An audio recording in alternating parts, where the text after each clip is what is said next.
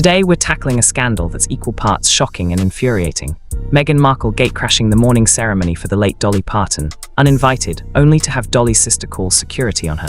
This bombshell comes on the heels of a quarrel between Meghan and Dolly a few years back. Can you believe the gall? Dolly Parton was more than a music legend. She was a beacon of kindness, charity, and humility.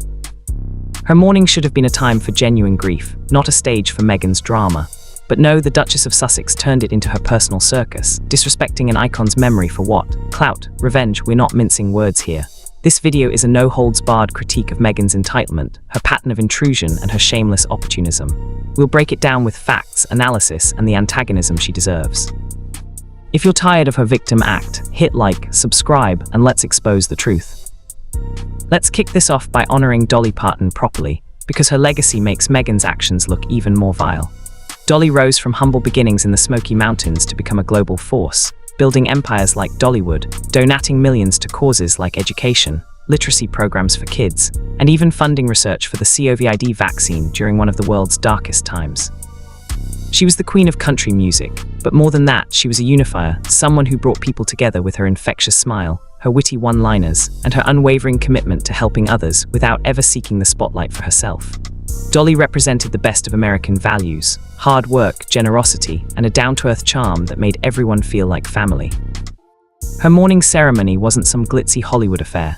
It was intended as a respectful, intimate gathering for her actual family, close friends, and devoted fans who had followed her journey for decades. It was a space to share stories, shed tears, and celebrate a life well lived, away from the prying eyes of opportunists. But then, out of nowhere, Meghanmarkle shows up uninvited, gate-crashing this sacred event like she had every right to be there. According to the reports, Dolly's own sister, still reeling from the profound loss of a beloved sibling, had to take decisive action and summon security to remove Meghan from the premises. Just imagine the scene unfolding in real time. The air thick with emotion, mourners huddled in quiet reflection, perhaps sharing anecdotes about Dolly's famous songs like Jolene or her charitable work. And suddenly there's Meghan, striding in with that signature air of entitlement, disrupting the peace. Whispers turn to murmurs of disbelief, eyes widen in shock, and then the inevitable confrontation as security steps in to escort her out. This wasn't just a minor faux pas or an awkward misunderstanding. It was a calculated act of disrespect, one that ties directly back to a bitter quarrel between Meghan and Dolly that happened a few years earlier. Sources indicate that the two had clashed, perhaps over a potential collaboration or endorsement that Meghan aggressively pursued, only to be politely but firmly rebuffed by Dolly, who was known for her no-nonsense approach to people trying to ride her coattails. Dolly didn't suffer fools or egos lightly. She built her empire on authenticity, and Meghan's polished, self-promotional style likely rubbed her the wrong way. So with Dolly no longer around to defend herself or set the record straight, Meghan decides this is the perfect moment to swoop in and pay her respects. Please. It's far more sinister than that. It's like a twisted form of revenge, a way to insert herself into the story and rewrite the narrative on her terms, turning a moment of collective mourning into yet another chapter in the Meghanmarkle saga. Critically examining this incident, it fits perfectly into Meghan's long-established pattern of gate-crashing events and situations where she doesn't belong, all in a relentless pursuit of attention and relevance. Think back to her days in the British royal family, where she essentially gate-crashed centuries-old traditions and protocols, demanding changes to suit her personal preferences and modern sensibilities, only to abandon ship when the going got tough and the scrutiny intensified. She turned her brief stint as a working royal into a platform for her own grievances, culminating in that explosive Oprah Winfrey interview, where she gate-crashed the global conversation on race, royalty, and family dynamics, spilling secrets and accusations for maximum dramatic effect, and let's be honest, financial gain. Post-Megxit, this behavior hasn't stopped. She's shown up uninvited or unexpectedly at charity galas, award ceremonies, and even political forums, always managing to make the event about her presence rather than the cause at hand. But invading a mourning ceremony for someone like Dolly Parton, that's not just crossing a line, it's obliterating it. It's the pinnacle of audacity, transforming a space meant for quiet reflection and healing into a potential photo op or talking point for her next memoir or podcast episode. Antagonizing her further, Meghanmarkle embodies the very essence of narcissistic entitlement in a way that's almost cartoonish in its predictability. While genuine stars like Dolly Parton built their legacies through sheer talent, perseverance, and a genuine desire to uplift others, think of Dolly's Imagination Library, which has distributed over 100 million books to children worldwide. Meghan seems to thrive solely on controversy, manufactured victimhood, and a never-ending quest for the spotlight. She married into one of the world's most famous families, leveraged that position for global fame, then quit when it no longer served her, cashing in on her so-called struggles through multi-million-dollar deals for books like Spare. Wait, no, that's Harry's. But she's right there profiting from the drama and documentaries that paint her as the ultimate underdog. And now this, using the death of an icon like Dolly as a backdrop for her own drama. Imagine the mindset it takes to show up uninvited to such an event, especially knowing there's bad blood from that earlier quarrel. Dolly's sister, in the depths of her grief, spotting Meghan and realizing she has to call security, that's not just a logistical decision. It's a heroic stand against someone who's essentially emotional, leeching off a family's pain. It's predatory, plain and simple, and it exposes Meghan as the opportunist she truly is. Let's dive deeper into the psychological underpinnings of this behavior, because understanding the why makes the critique all the more damning.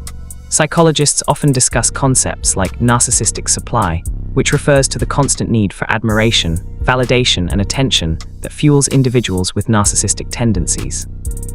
Meghan appears to be hooked on this supply, craving it like a drug, and when it's denied, as it likely was during her quarrel with Dolly years ago, she doesn't let go.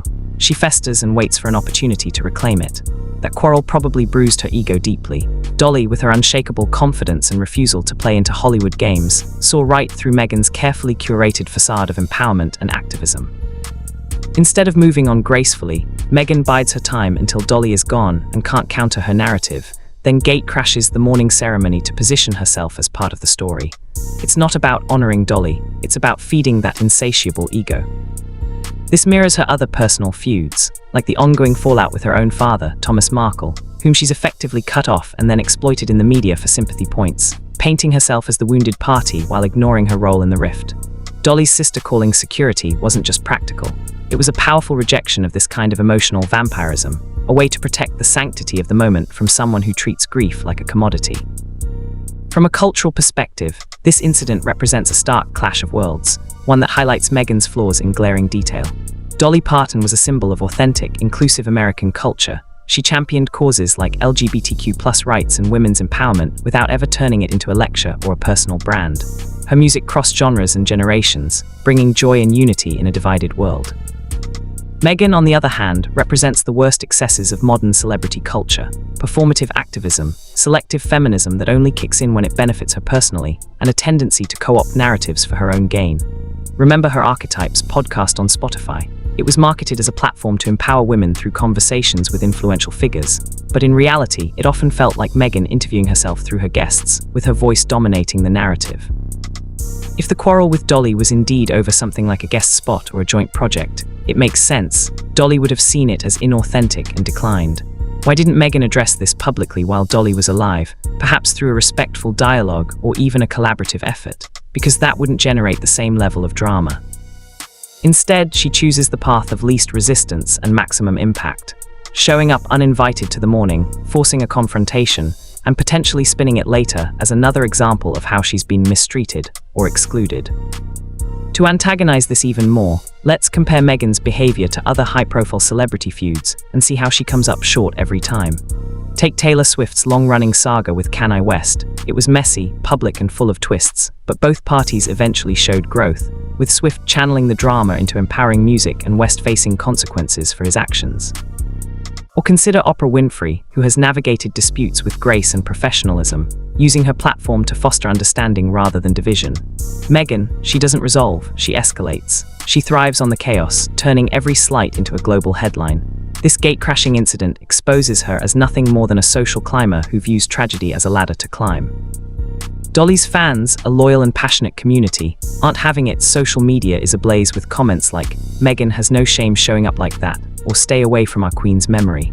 And rightly so. This isn't just about one person's bad judgment. It's about disrespecting a cultural icon who gave so much without asking for anything in return. The timing of this event couldn't be more telling, either. Meghan's star has been dimming in recent years. Her high-profile Netflix deal produced lackluster content. Her Spotify podcast was cancelled amid reports of low engagement, and her lifestyle brand, American Riviera Orchard, launched with much fanfare but quickly became a punchline, with products like artisanal jams failing to capture the public's imagination. She's in desperate need of relevance, and what better way to grab it than by attaching herself to Dolly Parton's enduring legacy? But it backfired spectacularly, thanks to Dolly's sister, who became the unsung hero of the story by calling security and drawing a firm line. That moment symbolizes the kind of pushback Meghan has been dodging for years, a direct confrontation with her entitlement. Hypothetically reconstructing the sequence of events based on the reports only adds to the outrage. Meghan arrives at the ceremony, perhaps dressed in an outfit that's a tad too polished and attention-grabbing for a somber occasion, complete with designer accessories that scream, "Look at me." She starts mingling, dropping subtle hints about her connection to Dolly, maybe even positioning herself near key family members for a potential photo or soundbite. Dolly's sister, overwhelmed with grief but sharp-eyed, notices the intrusion and realizes this uninvited guest is tied to that old quarrel, the one where Meghan pushed too hard and got nowhere. Without hesitation, she alerts security, leading to a tense standoff. Meghan protesting her innocence, claiming she's there to honor a friend, while guards politely but firmly escort her out amid gasps from the crowd. The quarrel itself. It could have been something as petty as Meghan seeking Dolly's endorsement for one of her ventures, a book, a show, or even a charity tie-in, only for Dolly to decline, sensing the insincerity. Whatever the details, it festered in Meghan's mind, leading to this vengeful, attention-seeking act. Antagonizing her relentlessly, Meghanmarkle is, at her core, a fraud masquerading as an icon of empowerment. Her version of feminism is highly selective, empowering herself at the expense of others, while Dolly's was inclusive and action-oriented, lifting up entire communities without fanfare.